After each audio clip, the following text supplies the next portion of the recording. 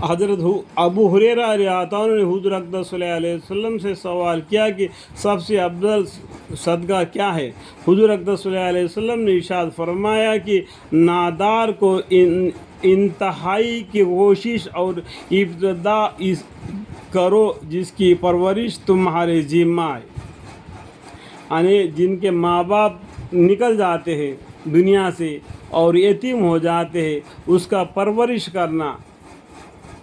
میں نے حضرت ابو ہریرہ رضی اللہ عنہ نے حضور اقدس صلی اللہ علیہ وسلم سے سوال کیا کہ سب سے افضل صدقہ کیا ہے؟ حضور اقدس صلی اللہ علیہ وسلم نے ارشاد فرمایا کہ نادار کی انتہائی کوشش اور ابتدا اس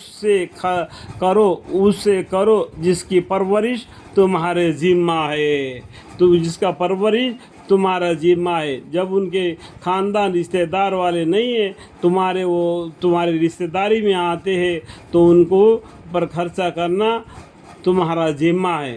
یتیم کا مال وہ بڑا ہونے کے بعد میں ان کے حوالے کر دینا، جو وہ بچہ بڑا ہونے کے بعد میں یہ نہیں سمجھنا کہ وہ بچہ بڑا ہو جائے گا، یہ مال سب کچھ اس کا ہو جائے گا کر کے اس کو، وہ چھوٹا بچہ ہے ابھی اس کو کچھ معلوم نہیں کر کے اس کا مال کو اٹھا کر نہیں کھانا۔ اگر کوئی ضرورت مند ہو، وہ ضرورت سے زیادہ اس کا مال کو نہیں کھانا۔ جب وہ بچے کو پرورش کیا، وہ بچہ جب بڑا ہو گیا، اس کا مال اس کے حوالے کر دینا، یہ بالکل صحیح بات ہے۔ اللہ تعالیٰ ہمیں اور آپ کو سمجھنے کی توفیق عطا فرمائے۔ یہ حدیث بھی حدیث میں دیکھا گیا تو چھوٹا سا ہے، تو یہ اس کا تفسیر بیان دیکھو کتنا ہے، اتنا تفسیر بیان ہے، اس میں بہت سے باتیں اور بھی آتے ہیں کہ بہت سے حدیثیں اور بھی اس میں نکلتے ہیں۔ دیکھیں یہ دیکھو کتنا بڑا، کتنا پیجیہ میں دکھا رہا ہوں، دیکھو کتنا پیجیہ دکھا رہا ہوں، اتنی بڑی ہے، اتنا بڑی ہے۔ یہاں پر بھی قرآن کریم کے آیتیں ہوتے ہیں اور اس کا معنی مطلب ہو جاتا ہے، ایک حدیث ہوتا ہے اس کے اندر سینکڑوں حدیثیں اس میں آ جاتے ہیں۔ دیکھو کتنا بڑا ہے، دیکھنے کے لیے گیا تو حدیث چھوٹی سی ہے لیکن اتنے پیجیہ ہے اس کے اندر۔ اللہ تعالیٰ ہمیں اور آپ کو علم کی کوشش کر کے علم کو سیکھنے کی توفیق عطا فرمائے۔ ہر آدمی کے پاس قرآن ہونا ضروری ہے، اس کے بعد میں قرآن کے پاس پڑھنے والے 6 کتابیں ہیں، وہ کتابوں کو پڑھنا اور بھی مسائل کو جاننے کے لیے جو کتاب ہے اس کو منتقل حدیث اس کو پڑھ لینا، اور جمعے کے نماز ہے سال بھر کے اس کو پڑھ لینا، اور قصص الانبیاء اگر وہ پڑھو گے تبھی قرآن کا معنی مطلب معلوم پڑ جائے گا۔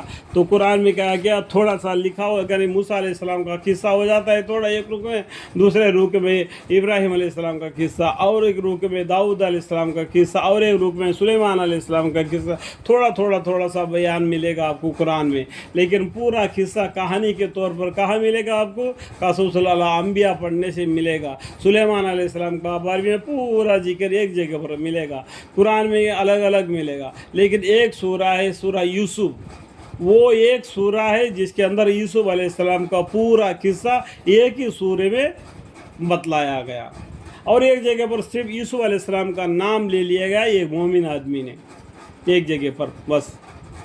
ٹھیک ہے، اس بات کو سمجھنے کے لیے ہم کو علم حاصل کرنے کی کوشش کرنا پڑے گا میرے بھائی۔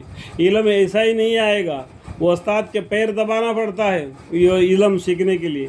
پرانا زمانے کو دیکھو، وہ استاد کے پیر دباتے تھے، ان کے گھر باری کا کام کرتے تھے، اسے علم سیکھتے تھے۔ ٹھیک ہے، آج کل مدرسہ ہو گیا، مدرسہ میں جا کے علم کو سیکھتے ہیں۔ اگر آپ مدرسہ میں نہیں بھی جا سکتے تو آپ قرآن کریم کو خریدو، اور بھی کتابیں دین کے خریدو اور اس کو پڑھو جو لینگویج تم کو آتا ہے۔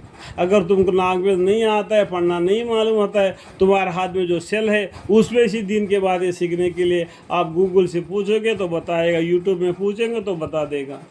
تو اتنا سمجھنا ہے، علم کو سیکھنا ہے۔ علم کو نہیں سیکھتے ہیں، دنیا کمانے کے لیے سیکھتے ہیں۔ یہ بات کو بھول گئے۔ قرآن کریم میں اللہ تعالیٰ کیا فرماتے ہیں؟ وَمَا خَلَقْتُ الْجِنَّ وَالْإِنسَ إِلَّا لِيَعْبُدُونِ۔ اللہ تعالیٰ نے جنوں کو اور انسانوں کو محض اس لیے پیدا فرمائے کہ وہ اللہ کی عبادت کرے، نہ کہ دنیا جمائے۔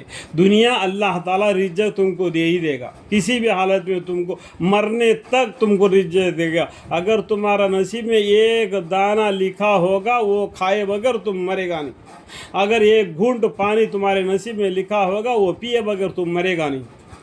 یہ اللہ کا رزق ہے، وہ اللہ کا ذمہ ہے، اور تمہارے لیے اعمال کو بنانا ہے۔ یہ ہم کیا کریں، اعمال کو چھوڑ دیا اور رزق کے پیچھے پڑ لیا، جو اللہ کا ذمہ ہے۔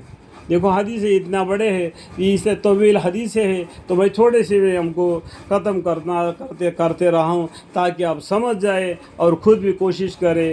اللہ تعالیٰ ہمیں اور آپ کو سمجھنے کی توفیق عطا فرمائے، اور میرے خطائیں اگر ہو گئے تو مجھے معاف فرمائے، آمین۔